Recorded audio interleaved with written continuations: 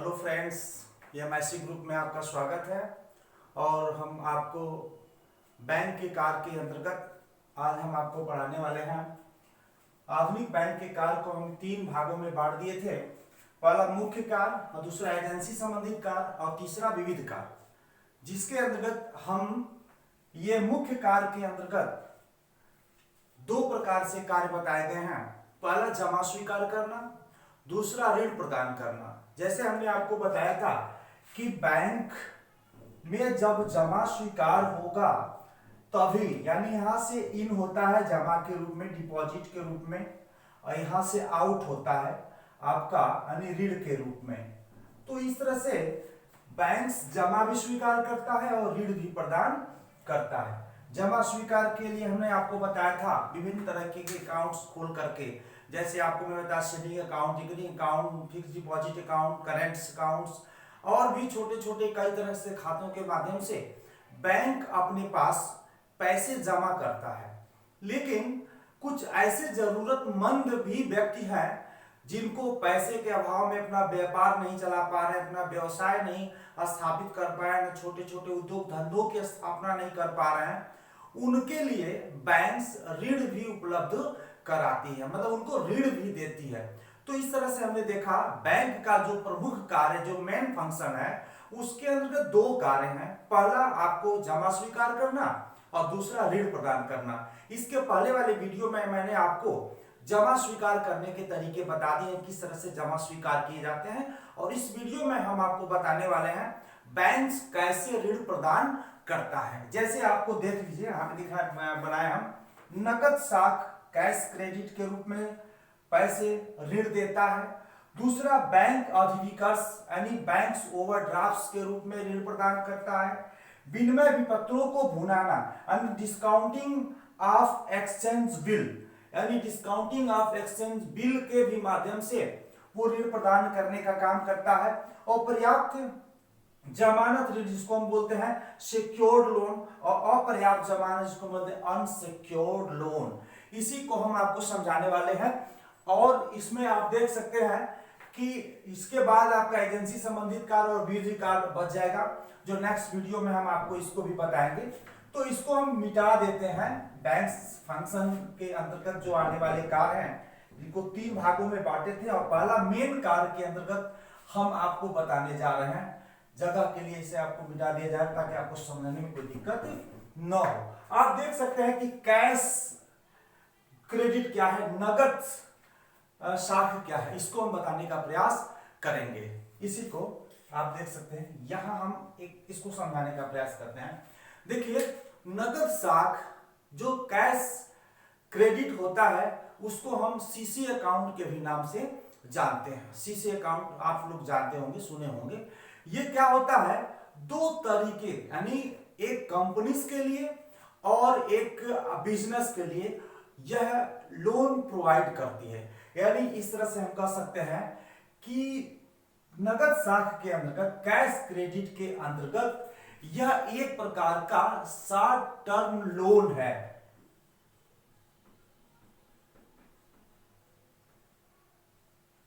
यह एक प्रकार का शॉर्ट टर्म लोन है, मतलब अल्पकालीन ऋण है।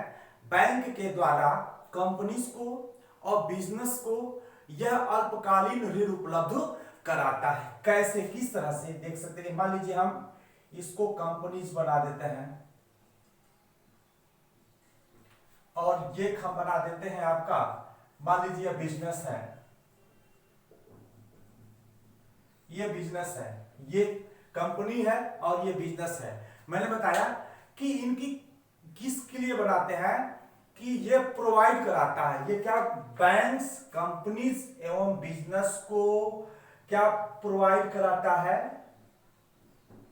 ये प्रोवाइड कराता है। क्या प्रोवाइड कराता है, यानी यह एक अल्पकालीन शॉर्ट टर्म के लिए ऋण उपलब्ध कराता है। किस लिए उपलब्ध कराता है, इसको हम जानने का प्रयास करेंगे।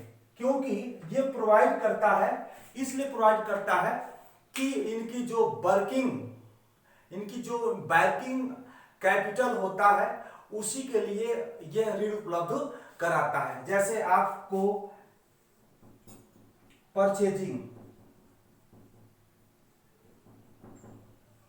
परचेजिंग के लिए कुछ भी खरीद सकते हैं। क्या खरीद सकते हैं? जैसे रॉ मटेरियल, यानी एक तरह से आप एक व्यवहारिक रूप में बताने का प्रयास करते हैं। कंपनी और बिजनेस के लिए कैश क्रेडिट के अंतर्गत रॉ मटेरियल को खरीदने के लिए ऋण उपलब्ध कराती है। कीपिंग स्टॉक, यानी स्टॉक को मेंटेन करने के लिए ऋण उपलब्ध कराती है। रिसेबल, यानी उनके क्रेडिट के लिए ऋण उपलब्ध कराती है। यानी हम कह सकते हैं परचेजिंग रॉ मटेरियल के लिए, कीपिंग स्टॉक के लिए, और एक होता है आपका रिसेबल के लिए, वो भी आपको वो उपलब्ध कराती है। रिसेबल के लिए वो ऋण उपलब्ध कराती है, यानी कच्चे माल खरीदने के लिए, आपको स्टॉक मेंटेन करने के लिए और एक क्रेडिट के लिए यह ऋण उपलब्ध कराती है। जैसे आपको इसको बताने का प्रयास करेंगे कि क्या होता है कंपनीज और बिजनेस के लिए, यानी हम कह सकते हैं कंपनी और बिजनेस के लिए ये क्या करता है? ऋण प्रोवाइड करवाता है, शॉर्ट टर्म लोन प्रोवाइड कराता है, परचेजिंग रॉ मटेरियल के लिए, कीपिंग स्टॉक के लिए और रिसेबल के लिए। यानी इस तरह से हम कह सकते हैं इनको ऋण उपलब्ध कराता है, किसी अन्य व्यक्तियों को यह ऋण उपलब्ध नहीं कराता। जैसे ओवरड्राफ्ट में आप पर्सनल यूज के लिए ऋण प्राप्त कर सकते हैं, लेकिन इसमें पर्सनल यूज के लिए आप ऋण प्राप्त नहीं कर सकते हैं। इसकी एक साइकिल होती है, इसको हम समझाने का प्रयास करते हैं। इस साइकिल के द्वारा आप समझ जाएंगे कि कैश क्रेडिट है क्या, कैश क्रेडिट है क्या।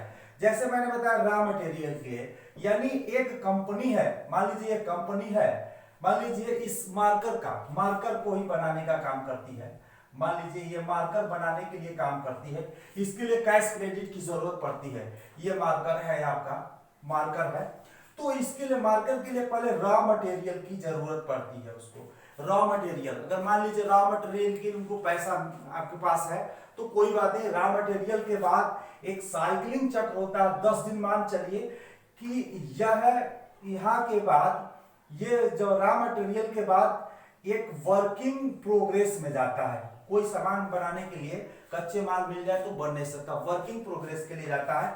वर्किंग प्रोग्रेस के बाद आपको लग जाता फिनिश गुड में, यानी फिनिश गुड के लिए आपको 10 डेज लग जाता है, और इसके बाद आपको पास कस्टमर के लिए 10 डेज लग, मान लीजिए कस्टमर तक पहुंचने में आपको 15 डेज लग सकता है। उसके बाद फिर से कस्टमर से पैसे प्राप्त होने के लिए भी 15 दिन का समय लग सकता है। तो इस तरह से 10, 20 और 15 यानी 50 डे, ये 50 डे हो जाता है, ये साइकिल हो जाता है आपका। यानी इसको इसीलिए इसको बोलते हैं कैश साइकिल, ये साइकिल होता है, कैश साइकिल के भी नाम से इसको जान सकते हैं, यानी नगद साइकिल। अब इस कैश साइकिल को पूरा करने के लिए, क्योंकि कंपनी के पास बहुत सारे खर्चे होते हैं, जैसे हमारे उसके रेंट देना है, उसके पास वर्कर उनकी मजदूरी देना है, कुछ अन्य खर्चे हैं, उसके बावजूद ये सारा चीज इस तरह से वो लगा दिया, उसको पैसे की जरूरत पड़ती है।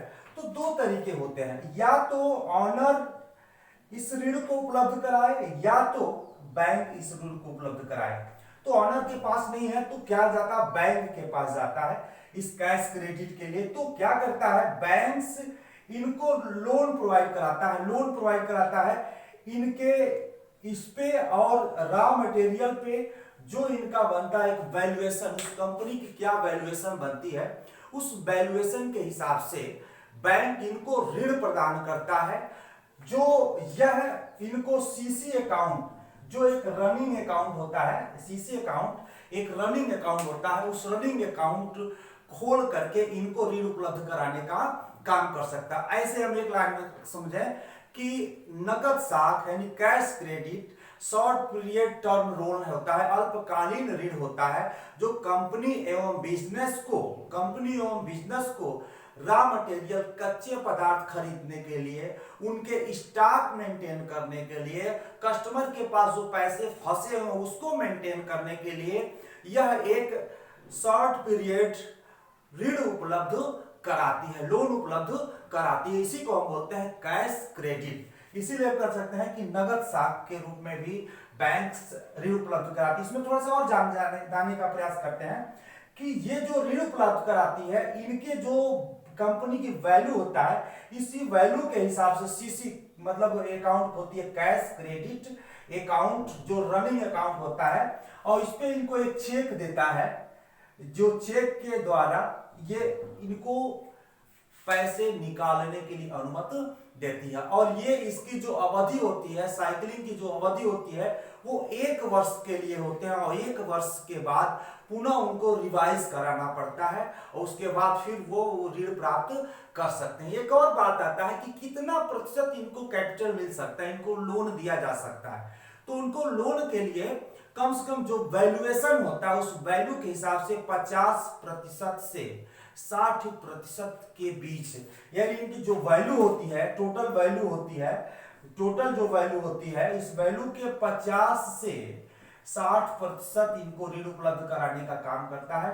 1 ईयर के लिए, 1 साल के लिए ये ऋण उपलब्ध कराया जाता है। यानी हम कैश क्रेडिट वो नकद साख होता है जो अल्पकालीन के लिए कंपनीज या बिजनेस को कच्चे माल यानी रॉ मटेरियल कह सकते, कीपिंग स्टॉक यानी उसके स्टॉक को मेंटेन करने के रिजनेबल उनके कस्टमर की कुछ जिम्मेदारियां तो उसको पूरा करने के लिए ये 1 वर्ष के लिए यह ऋण उपलब्ध कराती है। उनके कुल वैल्यूएशन का 50 से 60% के बीच ये ऋण होता है, और 1 वर्ष के अंदर इसे पुनः जमा करना होता है। तो हम इसको कम समय में इसको जानने का प्रयास किए, क्योंकि बहुत लंबा है, इसलिए हम आपको शॉर्ट में समझाने का प्रयास करते हैं। इसके बाद हम आपको बताने का प्रयास करेंगे अधिविकर्ष क्या है। ये अधिविकर्ष क्या है जानते ही होंगे आप लोग, इसको बैंक ओवरड्राफ्ट कहते हैं। बैंक ओवरड्राफ्ट यानी अधिविकर्ष भी 2 तरीके का होता है, और इसके लिए किसी प्रकार की खाता खोलने की जरूरत नहीं होता। ये करंट अकाउंट पे ही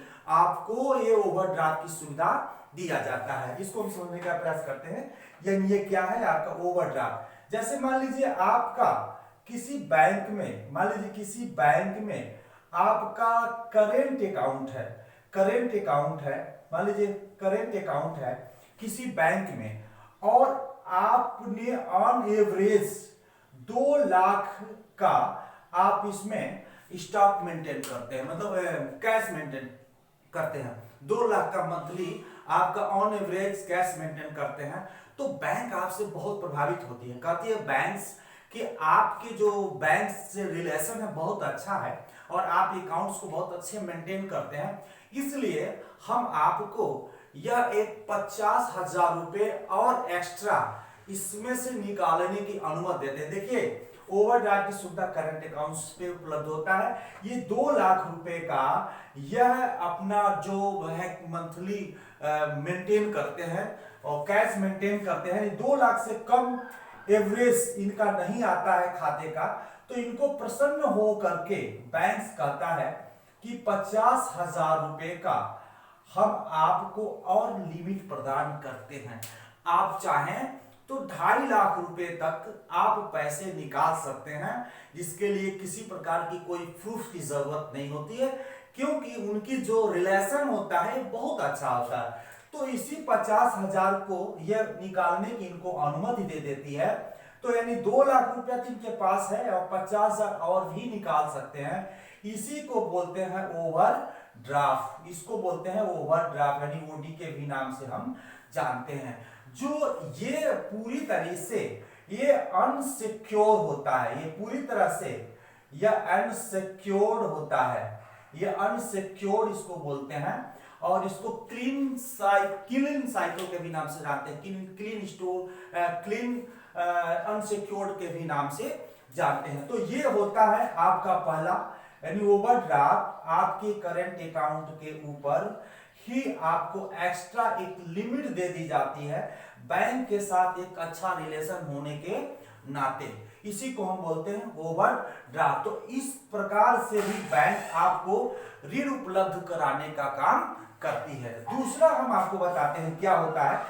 दूसरा जो होता है सिक्योर्ड ओवरड्राफ्ट होता है, जो इंडिविजुअल पर्सनल व्यक्ति के पर्सनल उद्देश्य के लिए आप ले सकते हैं। ये भी पर्सनल उद्देश्य के लिए ले सकते हैं, किसी प्रकार कोई डॉक्यूमेंट्स देने की जरूरत नहीं होती है। इसीलिए इसके जो चार्जेस होते हैं, ये क्या होता है अनसिक्योर्ड होता है। अनसिक्योर्ड होने के नाते इस पे जो ब्याज दरें होती हैं हाई होती है, और इसमें आपने देखा जो कैश क्रेडिट ये होता है सिक्योर होता है, क्योंकि वो कंपनीज और बिजनेस का कोई न कोई उनका एक वैल्यू होता है, वैल्यू के आधार पर देते हैं, इसलिए उसका जो ब्याज दरें कम होता है। और एक चीज और बता दें कि यह बिना पर्पज के नहीं ले सकते हैं, रॉ मटेरियल और कीपिंग स्टॉक मेंटेन करने के लिए ही ले सकते हैं, लेकिन इसमें ऐसा कोई नहीं है, ऐसे भी ले सकते हैं, जो इच्छा करे वो आप काम कर सकते हैं लेकर के। एक होता है आपका ये अनसिक्योर्ड, ये होता है, एक होता है आपका सिक्योर्ड, जो होता है सिक्योर्ड लोन होता है। इसमें क्या होता है कि आपको एफडी आपके पास हो, मान लीजिए एलआईसी आपके पास हो, मान लीजिए आपका म्यूचुअल फंड हो आपको, तो इस आधार पे आपको ऋण दिया जा सकता है। जो वैल्यू बनता है उस वैल्यू के हिसाब से आपको ऋण देता है। इसको बोलते हैं सिक्योर्ड लोन, इसको बोल सकते हैं, इसको अनसिक्योर्ड लोन बोल सकते हैं। ओवरड्राफ्ट की सुविधा, अनसिक्योर्ड ओवरड्राफ्ट हो सकता है, ये सिक्योर्ड ओवरड्राफ्ट, क्योंकि आपके एफडी है, एलआईसी एमपी, अगर नहीं आप देते हैं तो इसको तोड़कर, इसको बेच करके बैंक उसको अपने जो ऋण को रिकवर कर सकती है, लेकिन इसमें रिकवर करने के लिए उसके पास कोई व्यवस्था नहीं है, इसीलिए इसको अनसिक्योर्ड बॉडी कहते हैं, इसको सिक्योर्ड बॉडी कहते हैं। तो इस तरह से हम कह सकते हैं ओवरड्राफ्ट के रूप में भी बैंक्स ऋण देने का काम करती है, उसी को हम बोलते हैं ओवरड्राफ्ट। तो इस तरह से हमने देखा ये होता है सिक्योर्ड, ये होता है अनसिक्योर्ड। इसमें भी किसी प्रकार की कोई खाता खोलने की जरूरत नहीं है, इसमें भी कोई एक्स्ट्रा खाता खोलने की जरूरत नहीं है ओडी के लिए, यानी करंट अकाउंट पे ही ओडी की सुविधा उपलब्ध करा दी जाती है और इस पे भी आपको ओडी की सुविधा उपलब्ध करा दी जाती है। जो ये 1 वीक या 1 मंथ के लिए होता है, यानी 1 सप्ताह या 1 मंथ के लिए आपको होता है। जो एक्सेस आप ले जाते हैं उसके ऊपर आपको ब्याज चार्ज भी लगाता है बैंक, उस पे आपको इंटरेस्ट लेता है। तो इसलिए हम कह सकते हैं 1 सप्ताह या 1 मंथ के लिए ये ओडी की सुविधा हो सकती है करंट अकाउंट पे।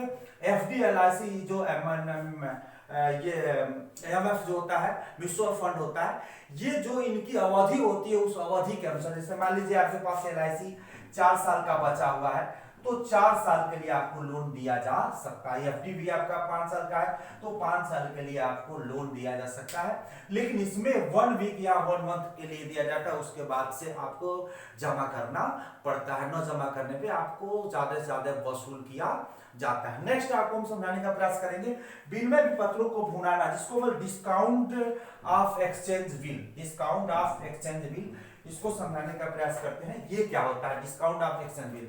इसमें क्या होता है, 2 कस्टमर होते हैं, आपको मैं समझाने का प्रयास करता हूं।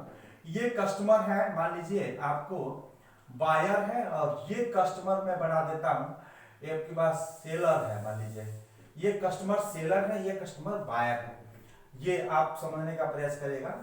तो ये इनके पास कुछ वस्तुओं की जरूरत पड़ी, गुड्स की जरूरत पड़ी, जो इनके पास पैसे नहीं है। ये सेलर है, ये बायर है, तो ये इनके पास जाते हैं, कहते हैं कि ऐसा है कि हमें आप 5 लाख रुपए का कुछ सामान दे दीजिए। तो इन्होंने कहा कोई बात नहीं है। इन्होंने क्या किया, इनको 5 लाख रुपए का ये गुड्स दे दिया, मान लीजिए गुड्स यानी सामान दे दिया, 5 लाख रुपए का इनको सामान दे दिया। तो इन्होंने कहा ऐसा है कि हम एक बिल लिखते हैं जिसपे आप साइन कर दीजिए। तो इन्होंने एक बिल लिखा और इस पे एक्सचेंज ऑफ बिल लिखा इन्होंने, और इन्होंने साइन कर दिया और ये अपने पास उस बिल को रख लिए। इसका 90 डेज के लिए होता है बिल, ट्रेजरी बिल की जो अवधि होती है वो 90 डेज के लिए होता है। तो 90 डेज के लिए इन्होंने अपने पास एक बिल लिखा करके इनसे अपने पास रख लिया, लेकिन 90 दिन 3 महीने के अंदर इनका काम नहीं चलता है। ये बहुत परेशान हो जाते हैं, आर्थिक रूप से बहुत परेशान हो जाते हैं। तो ये क्या करते हैं, बैंक के पास जाते हैं। ये यहाँ एक बैंक होता है, ये बैंक के पास जाते हैं। देखिए मैंने कहा ऋण उपलब्ध कराना, ऋण प्रदान करना भी काम है इस बैंक को। तो ऋण प्रदान कैसे करता है, तो इनके पास जाते हैं, कहते हैं कि ऐसा है, ये कहते हैं कि ऐसा है कि हमारे पास एक बिल है जिसको आप भुगतान कर दीजिए। तो कहते हैं कोई बात नहीं, लाइए हम कर देते हैं। तो अगर ये 5 लाख रुपया, मान लीजिए ये 5 लाख रुपया का आपका बिल हो, तो ये 90 डेज के लिए, तो ये जब ये इनको दिए होंगे तो इनसे बात हुई होगी कि 90 दिन के बाद मैं इस बिल पे 10% या 5% मैं एक्स्ट्रा चार्ज करूंगा। उसी चार्ज के हिसाब से आपको जोड़ करके देना है। यानी 5 लाख का है तो जो भी आपका चार्ज बनता हो 3 महीने में 10, 20, 25, 30 जो भी बनता हो वो आपको चार्ज इनको उपलब्ध कराना है। तो ये कहे कि ठीक है कोई बात नहीं, हमको सामान दे दीजिए, दे दिए, कोई बात नहीं है। तो इनका काम नहीं चला तो बैंक के पास जाते हैं और बैंक से ये कहते हैं हमको 5 लाख रुपया दे दीजिए। तो ये कहता है कोई बात नहीं, हम आपको 5 लाख दे देंगे, लेकिन कै परसेंट आपके बीच ये हुआ था, तो 10% हुआ है। तो मान लीजिए 10% के हिसाब से मान लीजिए 15,000 रुपया 3 महीने का बनता हो, एक मैं बता रहा हूं जो भी बनता हो, मेरा चूंकि अकाउंट नहीं तेज है इसलिए हम कह सकते हैं। मान लीजिए 15,000 बिल मतलब इंटरेस्ट बना, तो क्या करता है बैंक इनको, यानी 4,85,000, यानी 5 लाख में से 15,000 घटा देंगे तो कितना बनेगा, 4,85,000 रुपया इनको डिस्काउंट करके दे देता है, इनको दे देता है, इनको 4,85,000 दे देता है। और जैसे ही अवधि पूरा होती है इनसे 5 लाख रुपया क्या करता है, लेता है, क्योंकि इन्होंने बिल पे लिख रखा है। तो 5 लाख रुपया इनसे ले लेता है और यहाँ पे इसको 15,000 रुपया कमीशन बन जाता है, किसका, बैंक्स का। तो इस तरह से बैंक्स इस ट्रेजरी बिल को बट्टे पे भुनाने का भी काम करती है। और लेकिन एक चीज ध्यान है कि सभी व्यक्ति अगर लिख करके इस तरह से काम करें तो बैंक सबका नहीं करती है। वो ऐसे जो ब्रांडेड होते हैं, जो जिसका मतलब साख अच्छा होता है, क्रेडिट, जैसे रिलायंस ने टाटा को लिख दिया तो कोई दिक्कत नहीं, टाटा ने रिलायंस को लिख दिया। तो इस तरह से ऐसे बड़े उद्योगपति जिसका क्रेडिट हो, जिसका कारोबार अच्छा हो, उनके द्वारा लिखे हुए बिल का ये भुगतान करने का काम करती है। ऐसे अरे गहरे सबको रोड चाप चलते हुए व्यक्तियों का ये काम नहीं करती। तो इस तरह से हम कहें कि इसको बोलते हैं डिस्काउंट ऑफ एक्सचेंज बिल। इस तरह से यानी बायर सेलर से सामान लेता है और सेलर एक बिल लिखवाता है और सेलर बैंक को देता है, काम नहीं चलता है तो बैंक वो परसेंटेज काट करके अपने पास रख लेती है और पुनः इनसे पूरा भुगतान प्राप्त करती है। इसी को हम बोलते हैं विनिमय विपत्रों का भुनाना, डिस्काउंट एक्सचेंज ऑफ बिल। अब दूसरा हम चलते हैं पर्याप्त जमानत और अपर्याप्त जमानत, दोनों को एक साथ हम बताने का प्रयास करते हैं, जिसको हम सिक्योर्ड और अनसिक्योर्ड। हम यह आपको ये सिक्योर्ड और यहां पे बना देते हैं अनसिक्योर्ड। ये दो तरीके हैं, सिक्योर्ड और अनसिक्योर्ड। ये क्या होता है, सिक्योर्ड का मतलब होता है पर्याप्त जमानत के आधार पे बैंक के द्वारा ऋण देना। अनसिक्योर्ड होता है उस पे किसी प्रकार की कोई जमानत की जरूरत नहीं पड़ती है। तो जैसे मान लीजिए सिक्योर्ड क्या होता है, जैसे मान लीजिए हमको होम लोन चाहिए, मान लीजिए हमारे घर पे लोन चाहिए, ये होम लोन सिक्योर्ड है, नहीं आप देंगे तो आपकी जमीन को बेच करके उसका भुगतान पूरा कर रहे हैं। मान लीजिए आपके पास कोई गाड़ी है, मान लीजिए आपके पास गाड़ी है तो गाड़ी के आधार पर भी आप लोन ले सकते हैं। मान लीजिए आपके पास गोल्ड है, मान लीजिए आपके पास गोल्ड है तो गोल्ड के आधार पे आप लोन सकते हैं, इसको बोलते हैं सिक्योर्ड लोन।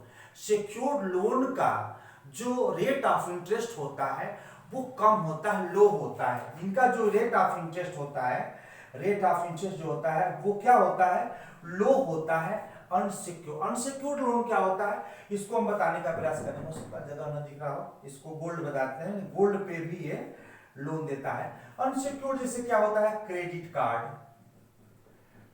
कार्ड होता है, इस क्रेडिट कार्ड पे आपने फाइनेंस करा रखा है, अनसिक्योर्ड लोन है। दूसरा है आप जो एजुकेशन लोन ले लेते हैं, एजुकेशन लोन जो होता है ये भी आपका अनसिक्योर्ड होता है। और जैसे मान लीजिए आपने ओडी की सुविधा ले ली है, ये भी क्या है, अनसिक्योर्ड लोन है। और भी आपके बहुत सारे ऐसे जो है फैसिलिटीज बिना सिक्योरिटीज, पर्सनल लोन भी कर सकते हैं। पर्सनल लोन जो होता है ये भी अनसिक्योर्ड लोन होता है, क्योंकि इसके मद्देनजर किसी प्रकार की कोई वो अपने पास सिक्योरिटीज पेपर्स वगैरह नहीं रखती है जो आपको दे देती है। इसी प्रकार इसका रेट ऑफ इंटरेस्ट क्या होता है, हाई होता है, इसकी ब्याज दरें अधिक होती है। इसको हम बोलते हैं अनसिक्योर्ड लोन, इसको बोलते हैं सिक्योर्ड लोन। सिक्योर्ड लोन में आप देख सकते हैं रेट ऑफ इंटरेस्ट कम होता है, क्योंकि सिक्योरिटी के तौर पे इनके पास कुछ न कुछ होता है। कभी कभी यही स्थितियां एनपीए की स्थिति में हो जाती है, जो नॉन परफॉर्मिंग एसेट इसको बोलते हैं, एनपीए के दौर में स्थिति में चली जाती है।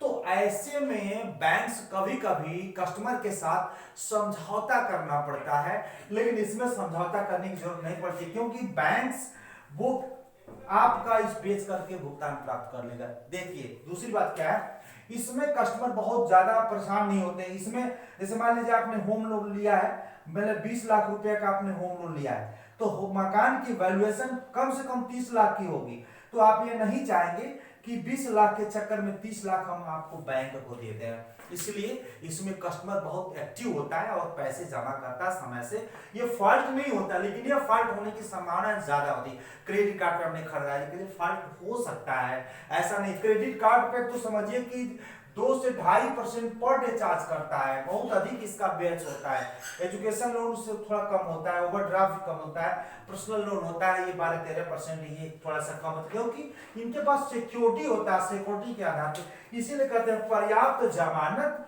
अपर्याप्त जमानत, यानी सिक्योर्ड लोन और अनसिक्योर्ड लोन। इस प्रकार हम देख सकते हैं कि बैंक्स जमा स्वीकार करने के साथ साथ ऋण भी प्रदान करता है। इसलिए हम कह सकते हैं कि बैंक के जो प्रमुख कार्य थे, 2 कार्य थे, जमा स्वीकार करना और ऋण प्रदान करना। नेक्स्ट वीडियो में हम आपको लेके आएंगे एजेंसी संबंधित कार्य और अदर कार्य, ये तीनों को। ठीक, धन्यवाद इसके लिए, और ज्यादा से ज्यादा अपने मित्रों में इसको सब्सक्राइब करें और ज्यादा से ज्यादा शेयर करें, लाइक्स करें, ताकि आपको अच्छा से अच्छा वीडियो मिल सके। हाँ, एमएससी ग्रुप में और गंभीरता से इसको अध्ययन करें। धन्यवाद।